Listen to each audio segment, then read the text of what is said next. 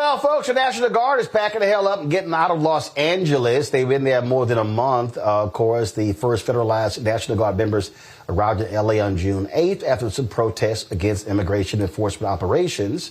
Approximately 4,000 California National Guard troops and 800 active duty Marines were sent there by Donald Trump, despite opposition from California Governor Gavin Newsom and Los Angeles Mayor Karen Bass. Today, Mayor Bass emphasized the deployment of National Guard troops to L.A. was absolutely, positively unnecessary. We've had an important victory. I think because Los Angeles stood strong, because we understood what it meant that the federal government came in and seized power away from our governor regarding the deployment of the National Guard and inappropriately sent the National Guard here when they were not needed. The administration has finally understood that they need to withdraw the troops. Let me say that this is what happens when the city stands strong, because we have been united. When people peacefully protest, when people raise the concerns about having National Guard in a situation where they were, as far as I'm concerned, used as props. You know that their primary mission here was to guard two buildings that frankly didn't need to be guarded. And I frankly think of the young women and men who serve in the National Guard, who go about their lives normal, at school, with their families, and at work, and they are called to duty and deployed. And in this case, deployed unnecessarily, which means they had to leave their families, they had to leave their education, they had to leave their work. They were here, in some cases, sleeping on floors. It's not clear what conditions they were in. And now they have been withdrawn. 2,000 troops are being withdrawn. We don't exactly know where they're going. I certainly hope that these young people will not be used as props in some other city. I have said from the beginning that what is happening in Los Angeles is we are being used as a test case, and I am hoping that this experiment with the lives of people ends here. This has been a blow to the economy of the nation's second largest city. We are an immigrant city, a city where there are sectors of our economy that are dependent on immigrant labor.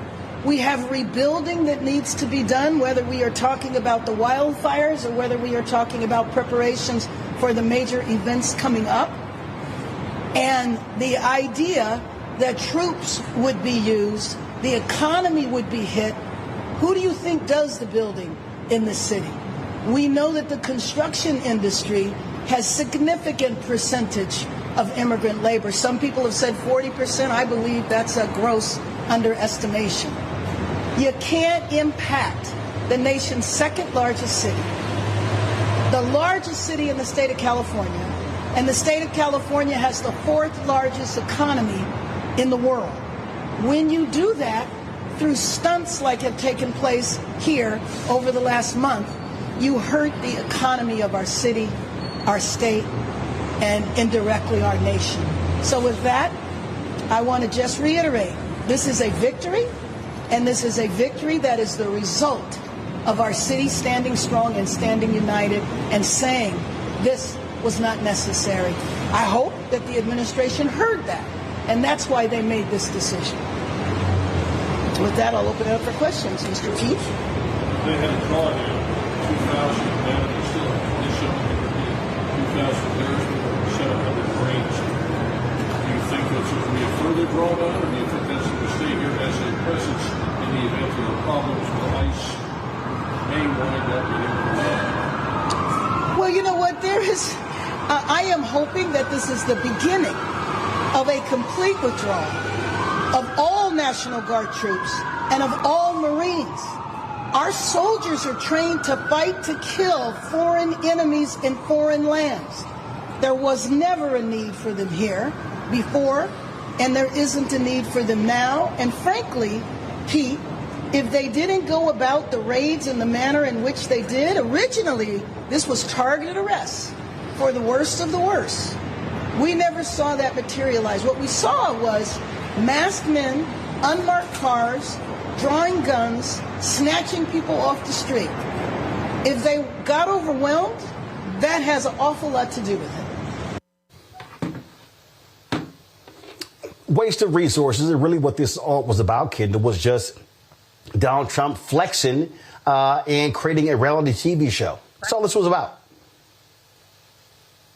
Yeah, absolutely. And I think that it is not a coincidence at all that they're pulling them back out right after they hit their 30-day mark, given that once National Guard has been deployed for 30 consecutive days, that's when TRICARE benefits, healthcare benefits for them and their families kick in. And I think that Trump and Pete Hegseth realized it was about to get a heck of a lot more expensive for them to keep them there for a photo op and, pulled out. But that doesn't change all of the resources they've already wasted on this and all the damage they've done to people's businesses in the process.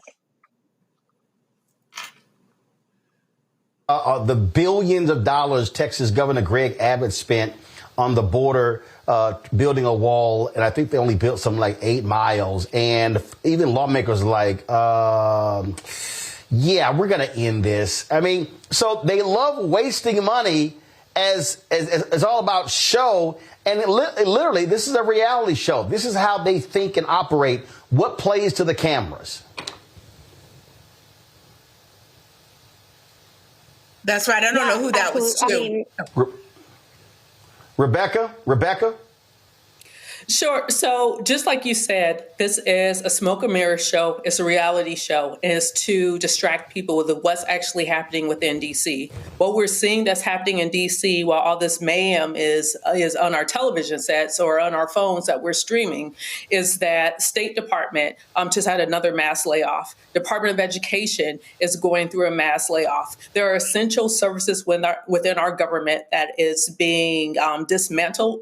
And now it's going to start to impact people in their day-to-day life. And so while people are focusing on, I guess, the 1-by-1 block area where there was an electric vehicle that was on fire, that if you watch Fox News, they made it seem like the entire Los Angeles County was on fire when it really wasn't so. In fact, the entire protest was no more than, I think, a 1 square mile. I don't even think it was a full square mile where people were protesting inside of. So while people are distracted by those things, and like the other co-panelists rightfully pointed out, is that the reason why the Trump administration pulled back National Guard is because the acceleration in money that is getting ready to cost once you hit that 30-day mark. So I think people need to be paying attention to the other things that are happening within D.C. Just like yesterday, Congress signaled and the Trump administration signaled that they're going to remove the charter for the National Educators Association, aka the Teachers Union, which is currently run by a Black woman, Becky Pringle. So I think those are the things that are happening inside of government, but instead we're seeing this constant distraction. And like you said, it's billions of dollars being wasted, and there really is no objective other than smoke and mirrors and having people pay attention to that shiny object instead of the real damage that's being done that's going to hurt every single American in this country. I'm going to pick up where Rebecca left off. Other things they want to distract us from. While they had National Guard and they were bothering people in Los Angeles doing things that no one needed them to do, they weren't protecting folks in Texas, people who most likely voted for them from a flood. They weren't doing that work.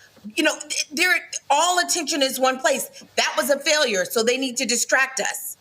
So now even the removal, 30 days is important, but also this becomes a storyline.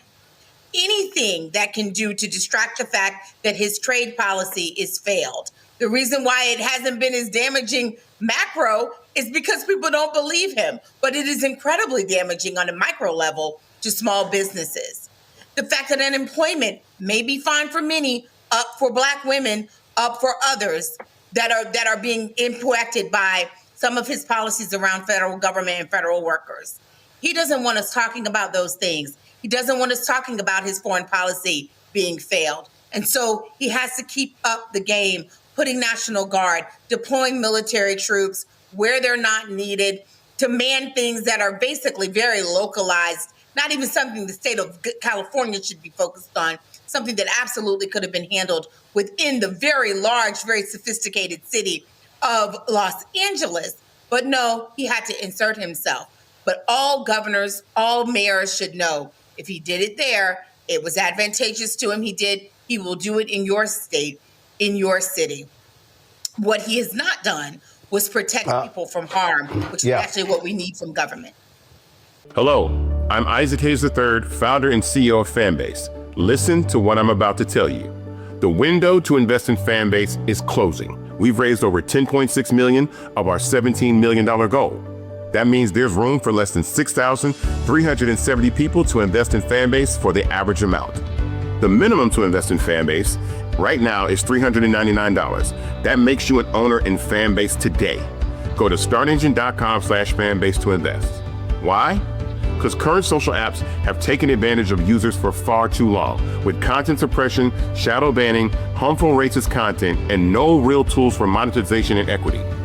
Fanbase has over 1.4 million users and counting, allowing anyone to reach all their following and monetize their content from day one.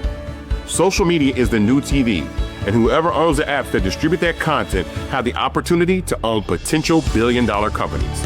While big platforms with uncertain futures are failing to serve their users, Fanbase is stepping up to fill the gap. Don't wait until it's too late. Invest now, invest for yourself and your future. Go to startengine.com/fanbase and own the next generation of social media.